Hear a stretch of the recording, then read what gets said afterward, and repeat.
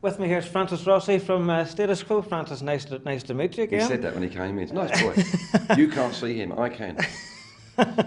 So, now, first of all, we have to talk about the concert in Carrickfergus in August. Yeah, I'm looking forward to that. I've just seen a picture of the actual, like the castle area, and they said how strong that thing's been. They've been a fortress for some years and stuff. And I always have a story that I tell about a friend of mine in the south who's looking for some shops. And I always use the term Carrickfergus, and I never even knew it existed. But I do now, and quite looking forward to it. Apparently they have events there, but nothing quite as big as this, because I think you've got Jules Holland the day before us and some day. Quite looking forward to it. Excellent. And of course, you're no strangers to Northern Ireland. You tour here on quite a regular basis. Every 2 years, yeah. We go everywhere about every 2 years. And obviously, like the fans here? I like them everywhere. I mean, no, I'm serious. It's when we go on, there's Status Quo fans in there. If there were Rolling Stones fans in there, perhaps we wouldn't go down so well.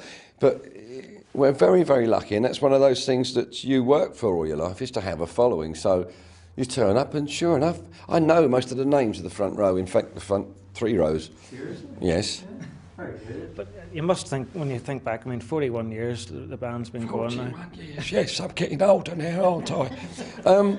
You just don't think it's going to happen, and in one mind, it seems, my God, that's a long time. In another mind, it isn't. It's that thing that we invented, time. I've got no idea. It's so, you know what time is like? You keep doing this with it. You can be sitting around for a day and think it's such a long day. And then look back on it 3 months later, and the entire 6 months, he's checking if I might have fallen out of shot, I'm sorry. He talks a lot as well. I know, but I mean the stats. Of course, I got emailed your Status Quo fact file, and I mean you've achieved so much, and just really what keeps driving you on to just keep at it? Probably insecure, a little show off. No, it's not a joke. I'm serious. I think most of people that do what we do, or this side of the camera do, are insecure little show offs. There's a certain amount of it that's quite shy and doesn't want this, and there's the other side that says, no, just get me in there, you know. And that's what I think keeps me doing. I will walk on tonight, and most people in there go, oh, it's great to see you. I haven't done anything yet. And so often you can do, there's a couple of fans, I said I know a lot of the fans' names, and there's a couple I was talking to in the Isle of Man last year. I said, you're mad, you come to so many shows. And I said, don't you find that problem? She said, no. She said, my husband goes to the football. I said, yeah. She said, sometimes he comes back telling me how rubbish they were. He still goes the following week. He says, sometimes it's like that with you. I said, thank you. I don't know if that's a compliment or not, but... And this woman and her friend, one of them's done 500 and something shows since 1969. And some have done 300 or 400 shows. I haven't even been to 300 or 400 of our shows. I don't think I have. But I mean, and obviously, I mean, it's an energetic show that you put on. Yes, and okay, we know that you're going to be, 60 later this year? Oh, me, yes, I am. But I mean, you obviously have to keep a... Yeah, I do. I started to go to the gym. The Chinese lady who looks after us, she convinced me to start going to a gym about 10 years ago, and which I thought I'd never do. And I started going to the gym. Apart from, I'm never going to get body beautiful, but it keeps me going, keeps the lungs going, keeps my body, keeps me straight, and it gives me a focus, and it gives me the energy to do it. And the one thing about a Status Quo show is the physical energy that goes into it. I discovered the other night last week when we started in Manchester again, we owed another show. You're adjusting that camera, aren't you? I'll hold still while you adjust it. Don't do that.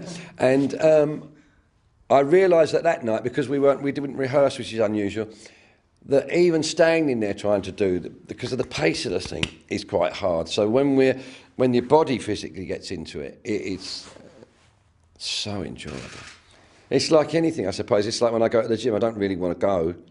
When I come out, I feel so good. And the same with the show. Quite often, most nights, if you say to me tonight, 30 minutes before, you don't have to do it, I go, yes! And then about 20 minutes down the road, I should start going, oh, it would have been lovely to play. I start fantasising how wonderful it would have been. And so that's what I said about the insecure little shove. I don't want to do it. I don't want to. Yes, I do. Otherwise, you couldn't get up and say, look at me, everyone, I'm wonderful. There's something in us that makes us do that. And obviously something within you means that you can stick Rick Parfitt for 40 years as well. Yeah, that's another weird one that people... I mean, I've known Rick since I was 16, and the amount of times people say, how do you and Rick get on? I say, fine. Now, you keep that up for 40 years, and then people ask me, I go, all right, I think. If somebody had asked me how I get on with my wife that many times, I'd say it must be a problem, because they keep asking me.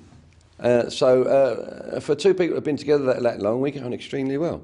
I don't think we quite want to be inside each other's trousers anymore, like perhaps we used to, or that close. But we both know when to give each other space, and we don't argue. We just go quiet. The idea of arguing and fighting can't come back from that. But generally, we get on extremely well. And he's doing well. I mean, he did have the quadruple bypass a couple of years back. Yes, he had the serious, but he's the only person on the planet to have a quadruple bypass and still be jimping around. He's past his due-by date and so on. He still carries on. That's Rick. He has the constitution of an ox. He really does. A very strong man. Brilliant. And so you're enjoying the current tour, and there's no sign of Status Quo hanging up the Fender Telecasters just yet? I don't think so. You know, you just said approaching 60. Now, when I was approaching 30, people were saying, surely you're a bit old now.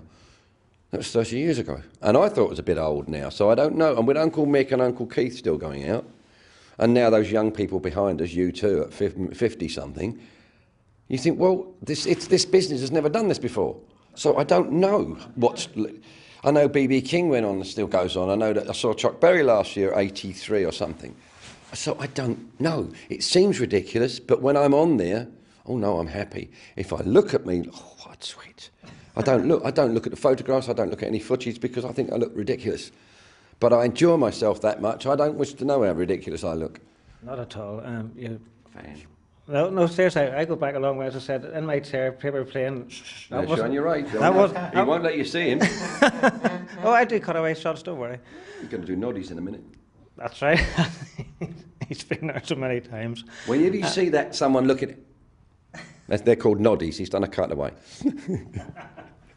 Listen, Francis, before I start laughing my head off, it's been really a pleasure to chat to you, and we'll see you in Carrickfergus at the end of August. It's a lovely name, isn't it? Yeah. I know a little kid called Fergus. There's a song called Carrickfergus. Don't start now. It'll be an Irish one, won't it?